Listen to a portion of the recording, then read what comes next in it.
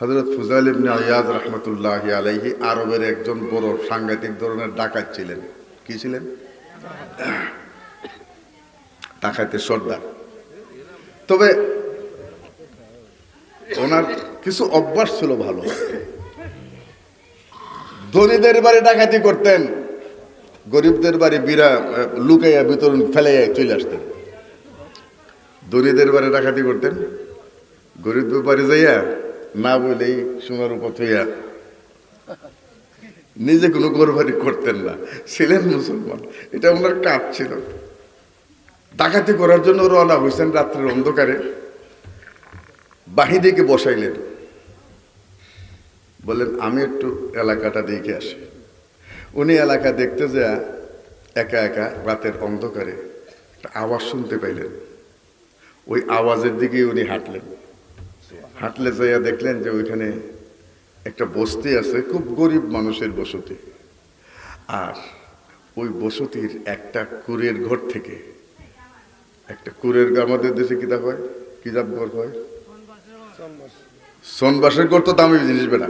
সোনবাস আমরা ছোটবেলা দেখছি, বাপ চাষা যাইতা ওই গাংধারের বাজার ফুটি জুড়ি ধনী মানুষ ছাড়া হৌসন দেয়া গড় চাইতে পারছে না। নেড়া দেয়া আর খেত দেয়া আর কিতা কিতা দেয়া ইত্যাদি হইলো মাংস করবারি। আর ওই যে বালা বাঁশ দেয়া আর সোন দেয়া তো গোশ বানাইছে বড় বড় গিরসরা এই সময়। এখন যেরকম যারা বিল্ডিং করে এই উড়া উড়া উড়া, ঠিক আছে, কুরের গোর উড়া। দেখলেন এরকম একটা গরিব একটা ঘরের ভিতর থেকে একটা মহিলার কণ্ঠ শোনা যায়, মেয়ের কণ্ঠ শোনা যায়। উনি দাঁড়াইয়া গেলেন, আরো কাছে গেলেন। এই আল্লাহর বান্দি তাহাজ্জুদের সময় আল্লাহর পবিত্র কালাম কুরআন শরীফ তেলাওয়াত করতেছেন। ফুজাইল ইবনে আয়াজ তো আরবি না, উনি তো বুঝতেছেন। ডাকাত কি কারো কাছে মুড়ি দিবার লেগে যায়, কোনো ওয়াজে যায়, কোনো সভাত যায়। এই দেশের সুর যারা আছে আমল সভাত এই ওয়াজ শুনবার লেগে, সুর যদি ওয়াজ শুনে তো ভালো হয়ে যাবো গা, সুরই থাকতো না। ডাকাত যদি ওয়াজ শুনে তো আর ডাকাতি করতো না। গেছে যতই ওই আওয়াজের কাছে যায় ততই ফুজাইল ইবনে আয়াজের মনে একটা শান্তি লাগতেছে। সুবহানাল্লাহ, আসলে আল্লাহ তার ফয়সালা হয়ে গেছে। চুপ করে দাঁড়ায় রয়েছে, কিন্তু কোরআন শরীফ যে আল্লাহর বান্দি মহিলা পড়তেছেন উনি কিন্তু বুঝতেছেন না বাহিরে কে, এত রাত্রে অন্ধকারে বাহিরে কে থাকবে, আসার তো প্রশ্নই আসে না। কোরআনে পাক তেলাওয়াত করতেছেন, তেলাওয়াত করতে করতে কোরআনের ওই আয়াতে আসলো, আলাম ইয়ানিল্লাযীনা আমানু আন তাখশা কুলুবুহুম লিযিকরিল্লাহ। আল্লাহু আকবার। আল্লাহ বলতেছেন মুমিনদের কি এখনো সেই সময় আসে নাই যে আমার স্মরণে তাদের অন্তর প্রকম্পিত হয়ে উঠবে? এখনো কি সময় আসে নাই? এই কথাটা, এই আয়াতটা শোনার সাথে সাথে ফুজাইল ইবনে আয়াজ রাহমাতুল্লাহ আলাইহি আয়াতের মর্মার্থ বুঝেছেন। জীবনে প্রথমবারের মতো কারো কণ্ঠে আল্লাহর কালামের তিলাওয়াত শুনলেন, চিৎকার করে বললেন, আল্লাহ এখন আমার সময় এসেছে, অতীত আমি ভুলে গেলাম, আমি তোমার স্মরণে পাগল হয়ে গেলাম। চিৎকার শুনে ওই মহিলার তো তেলাওয়াত বন্ধ হয়ে গেল।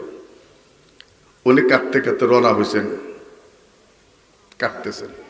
সঙ্গী সাথীরা কেউ জিজ্ঞেস করতেছে, জাহাবনা হুজুর কি হয়েছে আপনার? অলিডার আপনাকে কেউ আঘাত করেছে? কোনো সর্প আপনাকে দংশন করেছে?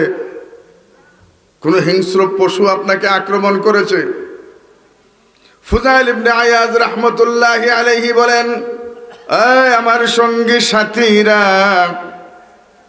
কেউ আমাকে আঘাত করে নাই, কোনো হিংস্র জীব জানোয়ারও আমাকে আঘাত করে নাই, আমাকে কেউ গালিও দেয় নাই, কোনো সর্প আমাকে দংশন করে নাই। আমি পরিস্থিতি পর্যবেক্ষণের জন্য গিয়েছিলাম, আমাকে আঘাত করেছে আমার কলবের ভিতরে আমার আল্লাহর কালাম। সুবহানাল্লাহ, আমাকে আঘাত করেছে আল্লাহর কালাম।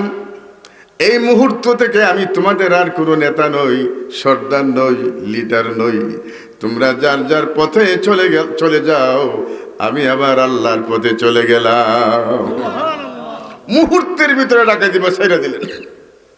বলুন তোর জীবনে কয়টা ওয়াজ শুনছে? কথা কন, কয়টা ওয়াজ শুনছে? এই একটা ওয়াজ শুই না, এই কথাটা উনি কলবের ভিতরে ধারণ করছেন। এই এক ওয়াজেই ওনার জীবন পরিবর্তন হয়ে গেল। ওই আমল করছেন, এক আমলে জীবন পরিবর্তন হয়ে গেল। অতঃপর চলে গেলেন পাহাড়ে। কোথায় গেছে? লুকালয়ে, লোকজন জানে না। ওইখানে বৈশা আয় পানা হে মাহারি মে কুয়ে তু, আয় পানা হে মাহারি মে কুয়ে তু, মন বা উমিদের সিদম সুয়ে তু। আল্লাহ সব ছেড়ে দিলাম, বাড়ি ছাড়লাম, বিবি ছাড়লাম, দেশ ছাড়লাম, বন্ধু বান্ধব ছাড়লাম। আল্লাহ সব কিছু ছেড়ে দিয়ে তোমার নামে আমি ভেসে গেলাম। যতদিন পর্যন্ত আমার গুনাহ মাপের ক্ষমার কোনো ঘোষণা আমি না পাবো, আমি ফুজাইল ইবনে আয়াজ জীবনে কোনোদিন আর মানুষের সামনে চেহারা দেখাবো না। জীবনে একটা ওয়াজ শুনছে, ওই ওয়াজটার উপরে আমল করছে। এক আমলের কারণে তার জিন্দেগি পরিবর্তন হয়ে গেছে। তিনি বলতেছেন, হঠাৎ করে ওনাকে ইলহাম হইল যে তুমি পাহাড়ে বসে কানলে হবে না। হুকুকুল ইবাদ, যাদের বাড়ি করে যে তুমি চুরি ডাকাতি করছো, ওদের মাল সামান ফেরত দাও, আর নতুবা তাদের কাছে মাপ চাও। তো মাল সামান ফেরত দিবেন কেমন? উনি তো অন্যদেরকে দিয়েই দিয়েছেন বিতরণ করিয়া। আমি একটা কথা বললে শেষ করতে, একটা অংশ বলি। সর্বশেষ এক ইহুদি সওদাগরের বাড়ি ডাকাতি করছিলেন রাত্রে।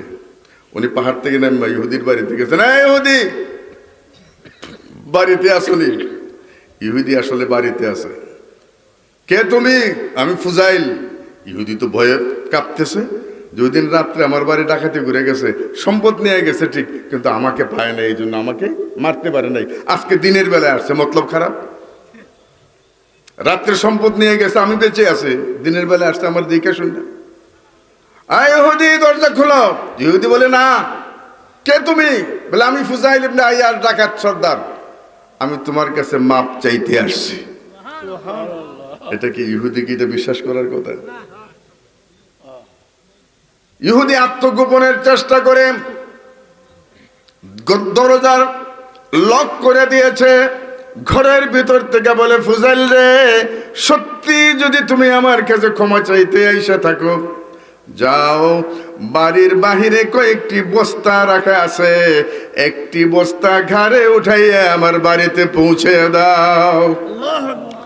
ফুজাইল কয়, এক বস্তা উঠাইলে পরে যদি আমার মাফ করে দেয়, এটা তো আমার জন্য খুব সহজ ব্যাপার হলো।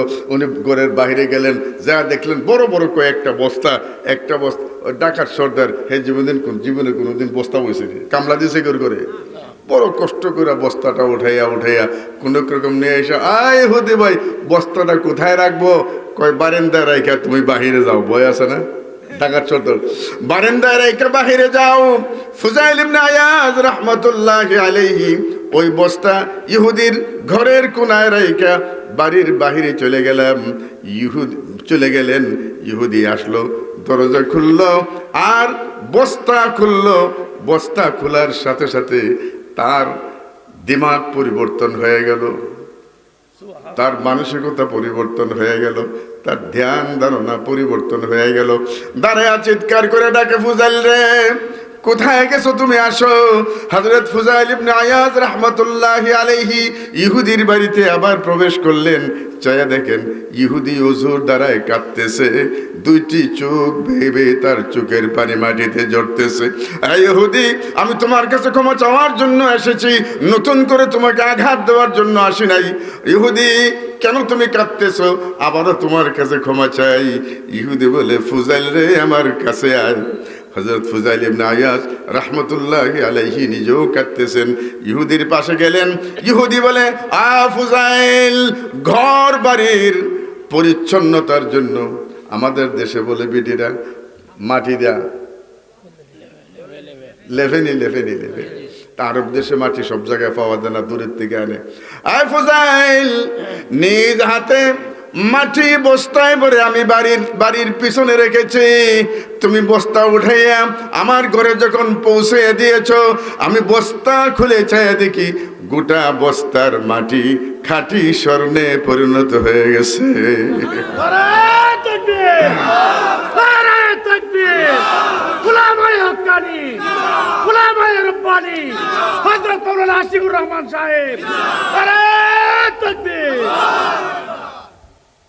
হযরত ফুজাইল বলেন, আমি যা ডাকাতি করেছিলাম তার চেয়ে অনেক বেশি সম্পদ আল্লাহ তোমাকে দিয়ে দিয়েছেন, আমাকে মাফ করো, তোমার সম্পদ তোমার কাছে রাখো। ইহুদি বলে, না রে ফুজাইল, আমার দুইটি শর্ত। এক নম্বর শর্ত বলো, যেই কথা বলে তোমার মতো ডাকাত সর্দার আল্লাহকে ডেকেছে, যেই মন্ত্র পড়ে তুমি আল্লাহকে তোমার পক্ষে নিয়েছো, জীবনের সব গুনাহ আল্লাহ মাফ করে দিয়েছেন। আমি বুঝতে পারলাম কিছুদিন আগে আমাদের ধর্মীয় আসমানি কিতাবে আমি পড়লাম, যত বড় গুনাহগার হোক, গুনাহগার বান্দা যদি আল্লাহর কাছে তওবা করে, তওবা যদি আল্লাহর দরবারে কবুল হয়ে যায়, ওই তওবা কবুলকৃত আল্লাহর বান্দার হাত যদি মাটিতে লাগে, ওই মাটিও স্বর্ণ হয়ে যায়। এই জন্য দেখো, তোমার হাত মাটির বস্তায় লেগেছে, গোটা বস্তার মাটি স্বর্ণ হয়ে গেছে। ফুজাইল রে, স্বর্ণ চাই না, সম্পদ চাই না, কি কথা বলে তুই আল্লাহকে তোর পক্ষে নিয়েছো, কেমন কথা বলে আল্লাহর কাছে তওবা করেছো, সেই কথাটা তুমি আমাকে শিখাইয়া দাও। ফুজাইল বলেন, ইহুদি রে, তুমি তো একজন ইহুদি, আমি হলাম মুসলমান। ইহুদি বলে, মুসলমান ইহুদি বুঝি না, যা করলে তোমার মতো আল্লাহ আমার তওবা কবুল করবে, সেই কথা তুমি আমাকে শিখাইয়া দাও। যাও রে ইহুদি, পবিত্র হয়ে আসো। পবিত্র হয়ে আসলো। ফুজাইল ইবনে আয়াজ রাহমাতুল্লাহি আলাইহি হাত ধরে বললেন, আমার সাথে সাথে পড়ো, লা ইলাহা ইল্লাল্লাহু মুহাম্মাদুর রাসূলুল্লাহ সাল্লাল্লাহু আলাইহি সাল্লাম। ইহুদি মুসলমান হয়ে গেল। ফুজাইল বললেন, এবার আমার ছুটি। ইহুদি বলল, না, আর সওদাগরি চাই না, সহায় সম্পদ চাই না, এখন থেকে নিয়ে যতদিন পর্যন্ত ফুজাইল তুমি বেঁচে থাকবা, আমি ইহুদি তোমার খাদিম হইয়া থাকব।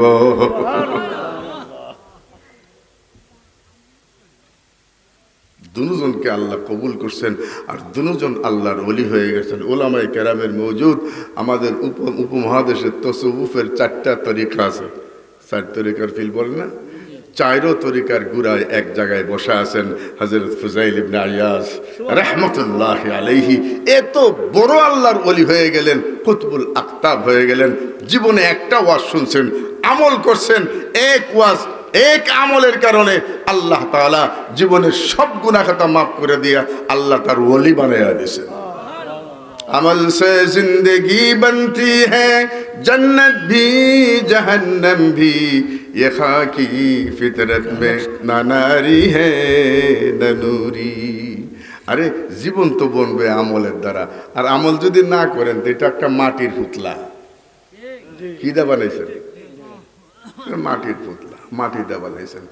আল্লাহ তাবারক ওয়া তাআলা যা কিছু বয়ান হয়েছে এই প্যান্ডেলে, আমাদের সবাইকে, বিশেষ করে প্রথম আমাকে আমল করার তৌফিক দান করুন।